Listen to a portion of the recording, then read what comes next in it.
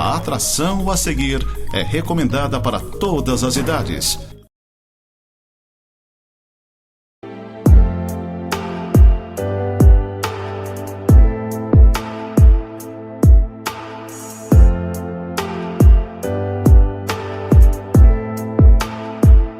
Olá, tudo bem? Graça e paz a todos vocês. Obrigado pela audiência, obrigado por acompanharem sempre este programa Momento de Santidade, que é veiculado pela Casa do Pai, Igreja do Nazareno em Lages. É sempre uma alegria, uma satisfação estar com vocês, compartilhar sempre uma mensagem, um texto das Sagradas Escrituras, e não vai ser diferente neste momento com você. Eu estou sugerindo que você apanhe uma Bíblia e, se você puder, abri-la no Evangelho de Marcos, capítulo 5, a partir do verso 21 até o verso 24, e depois do verso 35 até o verso 43 serão os versículos nos quais eu estarei baseando a mensagem desse dia. Diz a palavra do Senhor: tendo Jesus voltado no barco para o outro lado, afluiu para ele grande multidão, e ele estava junto ao mar. Eis que se chega a ele um dos principais da sinagoga, chamado Jairo, e vendo-o, prostra-se aos seus pés e insistentemente lhe suplica: minha filhinha está à morte, vem, impõe as mãos sobre ela para que seja salva e viverá. E Jesus foi com ele, grande multidão o seguia, comprimindo-o. Salto lá para o versículo 35, diz assim: falava ele ainda quando chegaram alguns da casa do chefe da sinagoga, a quem disseram: tua filha já morreu, por que ainda incomodas o mestre? Mas Jesus, sem acudir a tais palavras, disse ao chefe da sinagoga: não temas, crê somente. Contudo, não permitiu que alguém o acompanhasse, senão Pedro e os irmãos Tiago e João.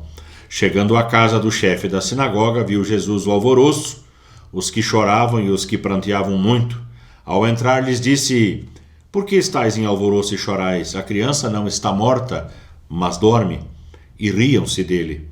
Tendo ele, porém, mandado sair a todos, tomou o pai e a mãe da criança e os que vieram com ele, e entrou com eles onde ela estava. Tomando-a pela mão, disse: Talita cumi, que quer dizer: menina, eu te mando, levanta-te. Imediatamente a menina se levantou e pôs-se a andar, pois tinha 12 anos. Então ficaram todos sobremaneira admirados. Mas Jesus ordenou-lhes expressamente que ninguém o soubesse e mandou que dessem de comer à menina.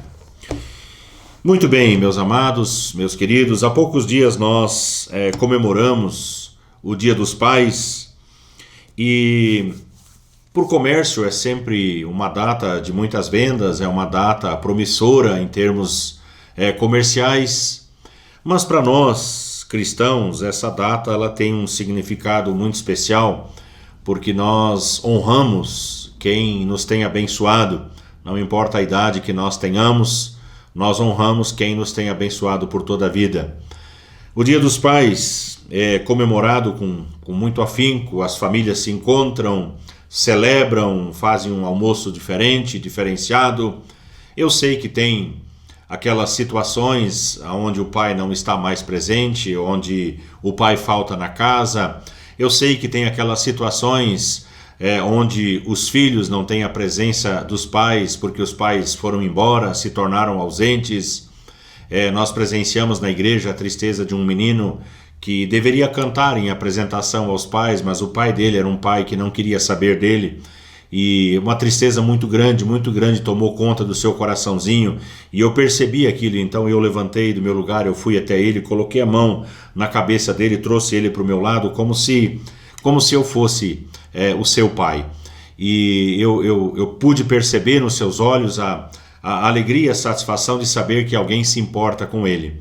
Então eu sei que tem todas essas coisas, mas independentemente disso, eu gostaria de refletir com você sobre Jairo, que eu trato aqui como um grande homem de fé, como um grande pai.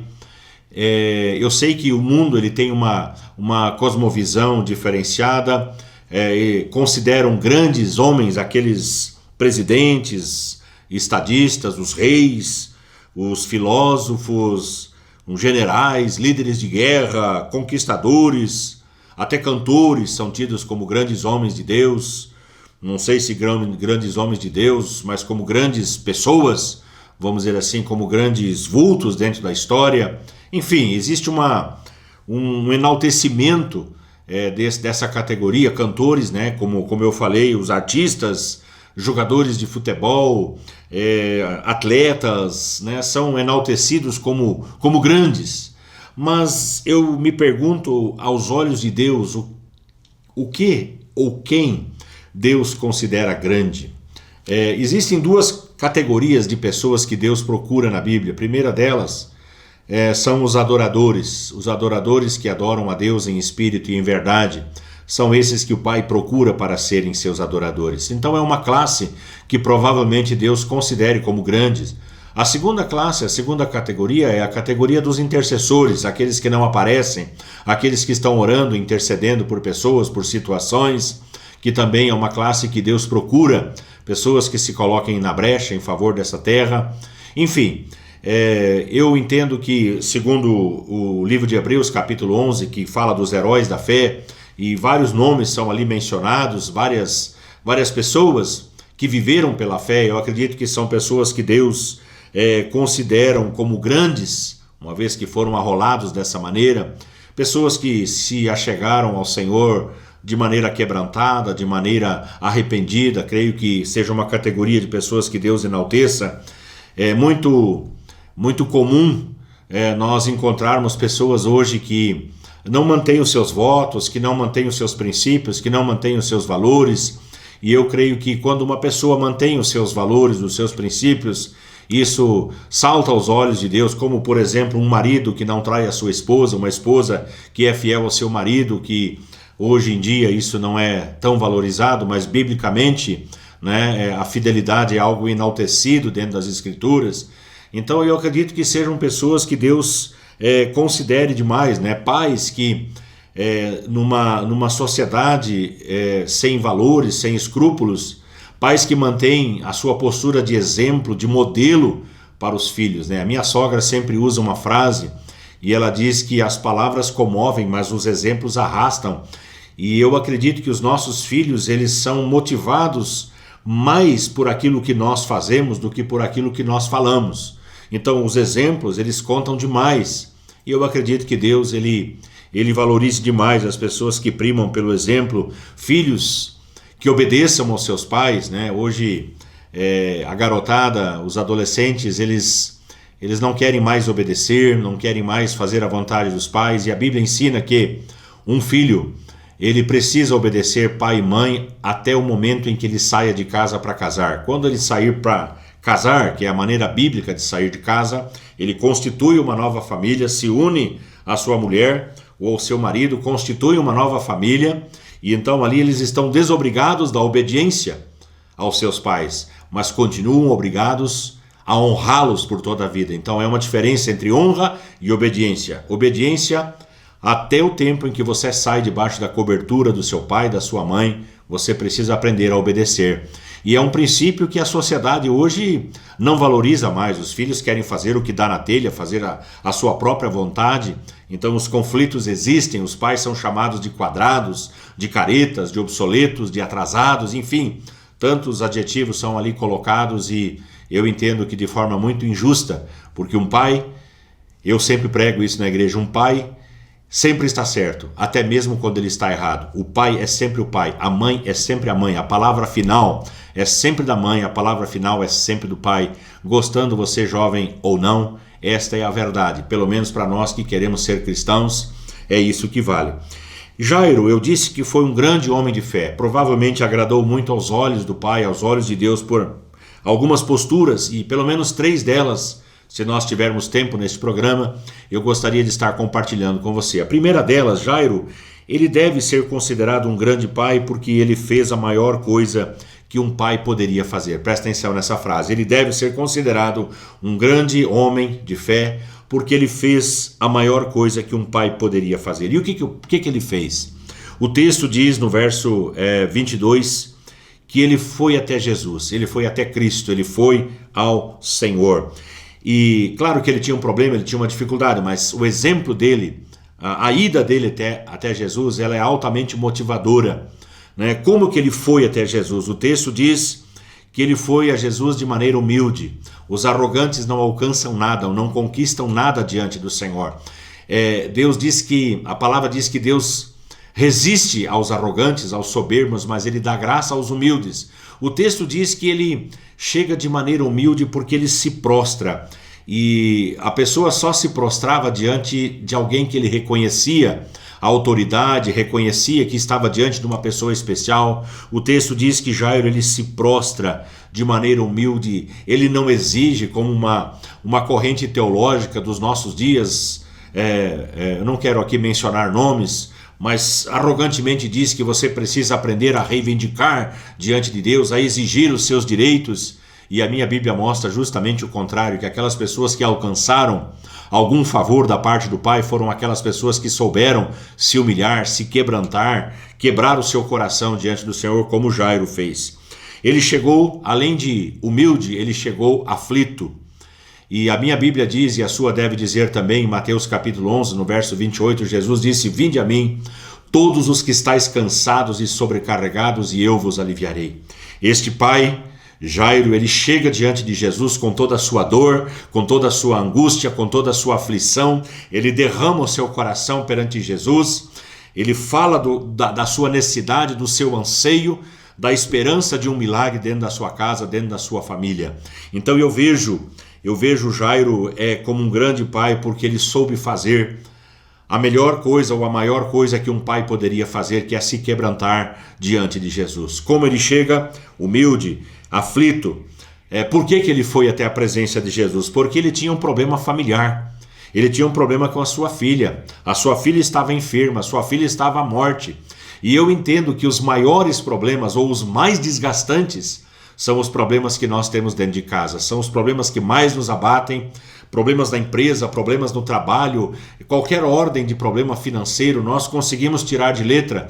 Mas quando o problema é dentro de casa, com pessoas que nós amamos, com pessoas que nos são caríssimas, ali a dor é muito profunda, a dor é grande, muitas vezes não sabemos como agir e o que fazer. Então um problema familiar o leva diante de Jesus, algo que ele não pôde resolver com o seu conhecimento, com a sua sabedoria, com as suas habilidades e muito menos com os seus cargos. Ele não pôde resolver, então ele precisou de Cristo, precisou de um milagre. Então a necessidade de um milagre sobre um querido seu foi o que o conduziu à presença do Senhor Jesus. A segunda coisa que eu enalteço na vida de Jairo, e por que ele deve ser considerado um grande pai, é porque ele demonstrou o maior exemplo que um pai poderia dar. Versículo 23 diz: "Insistentemente suplicou a Jesus: minha filhinha está à morte, vem, impõe as mãos sobre ela, para que seja salva e viverá." O que ele fez? O exemplo dele de quebrantamento, de busca de Jesus, o exemplo dele em contar da sua aflição, em falar da situação da sua filhinha. Eu acho bonito essa expressão que o evangelista colocou aqui, minha filhinha. Quanto amor há nessa frase. Quanto amor há nesta declaração, a minha filhinha, filhinha do meu coração, a filhinha que eu tanto amo, está à morte. O texto de Lucas, no capítulo 8, no verso 42, que é o texto paralelo, que retrata esse mesmo episódio, diz que ela era filha única. Então você imagina a filha única desse pai, não menciona aqui a mãe, mas provavelmente muita dor dentro de casa, muita dor dentro da família. Então ele se tornou um exemplo por sua busca, por seu quebrantamento, por chegar até Jesus, por interceder pela sua filhinha. Eu acredito que os filhos mais privilegiados do mundo sejam aquelas pessoas cujos pais oram por eles. Filhos abençoados têm pais que oram, que intercedem por eles. Eu disse na igreja há poucos dias que a pior coisa que um pai pode fazer é dar tudo ao seu filho. Todas as vezes que o filho pede uma coisa e o pai não tem condições de dar, mas ele faz das tripas coração para poder dar aquilo ao filho, ele está criando um mimado, uma mimadinha, que mais tarde vai dar problemas, porque a vida não é assim. A vida não é fácil. A vida não nos dá tudo de maneira fácil. Para você conquistar as coisas é preciso suar e suar muito. É preciso trabalhar e trabalhar muito. Então quando um pai dá tudo aquilo que o filho pede, ele está criando uma pessoa problemática, está criando uma pessoa mimada e certamente vai ter problemas lá na frente. A melhor coisa que você, como pai, você como mãe, a melhor coisa que nós podemos fazer é colocar o nome dos nossos filhos diante do trono do Senhor. No Dia dos Pais, minha mãe me ligou, e a minha mãe, uma grande incentivadora, eu amo demais a minha mãe, e ela disse: filho, eu tenho orado por você todos os dias, para que você continue tendo sabedoria, para que você continue recebendo de Deus, para poder passar para nós sempre a boa palavra do Senhor. E aquilo me emocionou demais, saber que eu tenho uma mãe que ora por mim, que me coloca todos os dias diante do trono do Senhor. Meu nome está lá, sendo lembrado pelo Senhor, pela oração intercessória de uma mãe, e eu acredito que pela oração intercessória de um pai. Você, pai, que me assiste, a melhor coisa que você pode fazer pelo seu filho não é dar coisas para ele, não é enchê-lo de presentes, mas a melhor coisa que você pode fazer por seus filhos é orar por eles. Eu sempre me espelho no exemplo de Jó. Primeiro capítulo do livro de Jó, versículo de número 5, diz que Jó, segundo o número dos seus filhos, ele se levantava de madrugada e ele oferecia holocaustos pelos seus filhos, porque ele pensava: talvez tenham pecado os meus filhos. E então, para que Deus pudesse ser misericordioso e perdoá-los das suas eventuais falhas e pecados, ele oferecia os holocaustos. Hoje nós não precisamos oferecer sacrifícios, porque o Senhor Jesus, ele já fez o único sacrifício suficiente e necessário para que nós tivéssemos o perdão dos nossos pecados e toda a maldição aniquilada na nossa vida.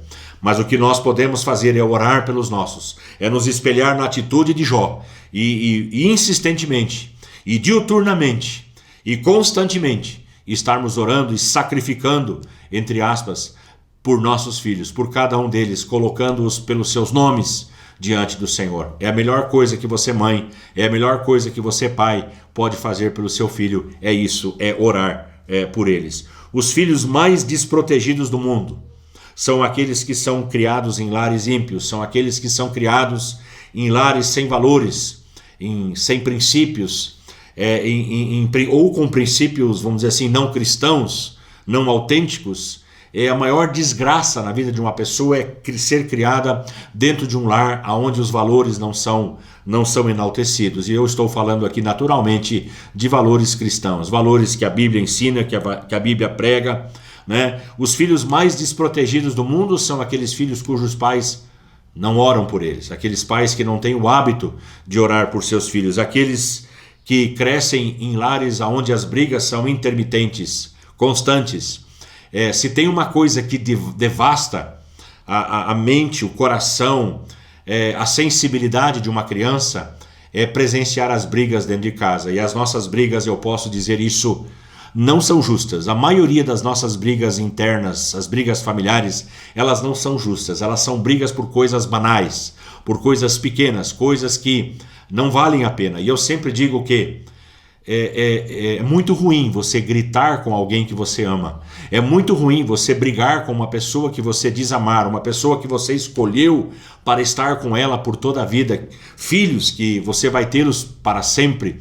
Você brigar com os filhos, isso é uma coisa, não sei se é a palavra mais adequada aqui, ridícula, mas é algo, vamos dizer assim, que é inconcebível para pessoas com padrões cristãos, com valores morais cristãos. Nós deveríamos evitar a todo custo as brigas por coisas banais, por coisas pequenas dentro de casa. Isso devasta, isto solapa os filhos. Então os pais deveriam aprender a evitar isso. Terceira coisa que me chama a atenção na pessoa de Jairo e por que ele deve ser considerado um grande pai, é porque ele enfrentou o maior teste que um pai de fé poderia enfrentar. Sim, nós temos testes, nós temos provas constantes, todos os dias nós somos submetidos a provas da nossa fé, da nossa lealdade, da nossa fidelidade. E Jairo, ele passa por um primeiro teste, que é o teste da demora, a prova da demora. Quando Jesus anuiu ao seu pedido, vai até minha casa porque a minha filhinha está morrendo, o versículo 24 diz que Jesus foi com ele. Grande multidão, né, apertando daqui e dali. Aí acontece o que está escrito no verso 25, que uma certa mulher que havia 12 anos vinha sofrendo de uma hemorragia e havia padecido na mão de muitos médicos, sofrendo daqui e dali, gastando todo o seu dinheiro, vai até Jesus e ali começa um diálogo.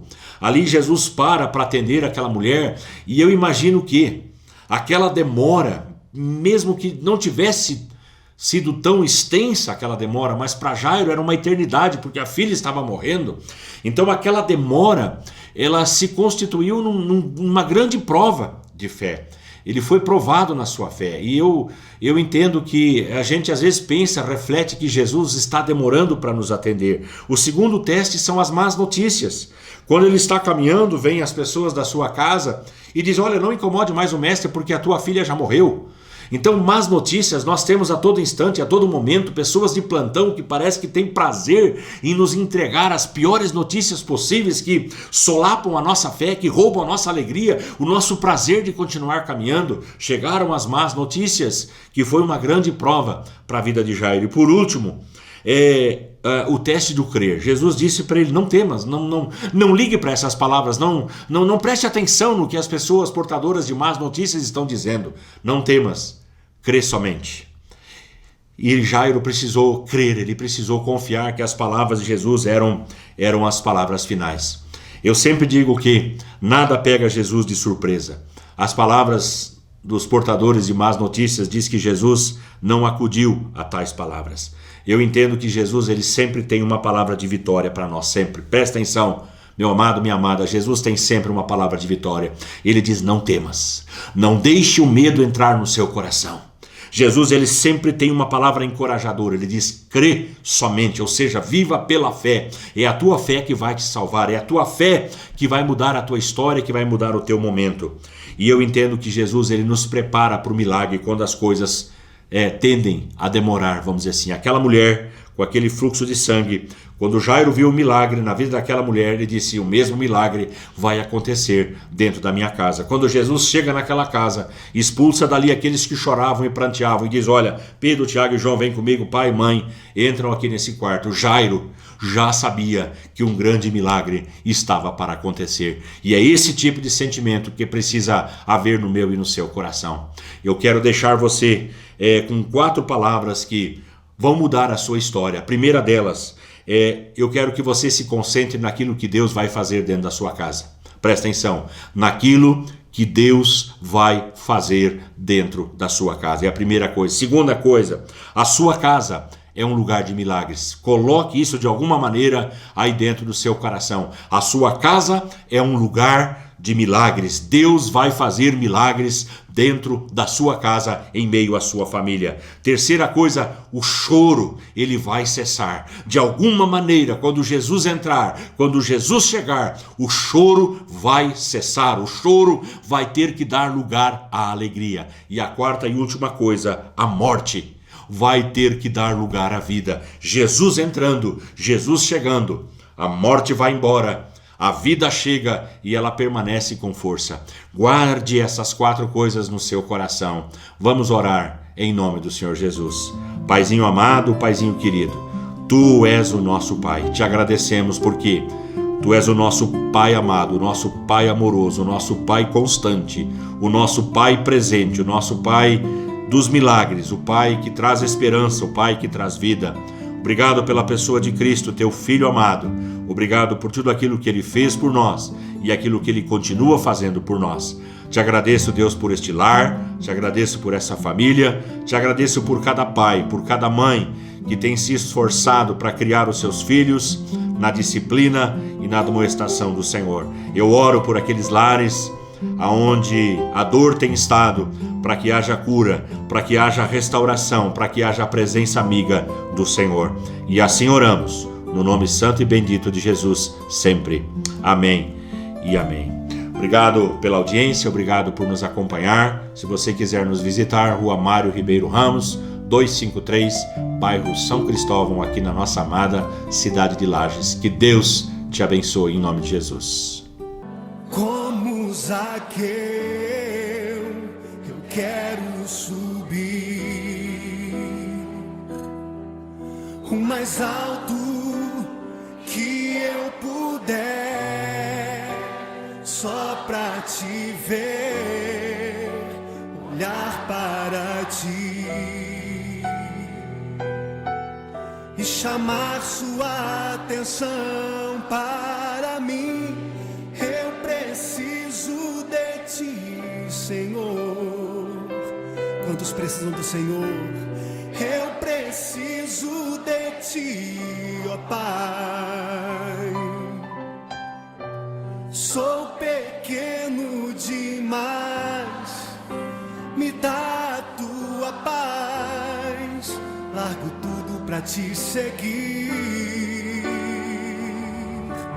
Entra na minha casa, entra na minha casa, entra na minha vida, mexe com minha estrutura, sara todas as feridas, me ensina a ter santidade.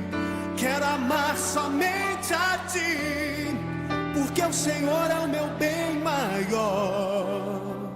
Faz um milagre em mim.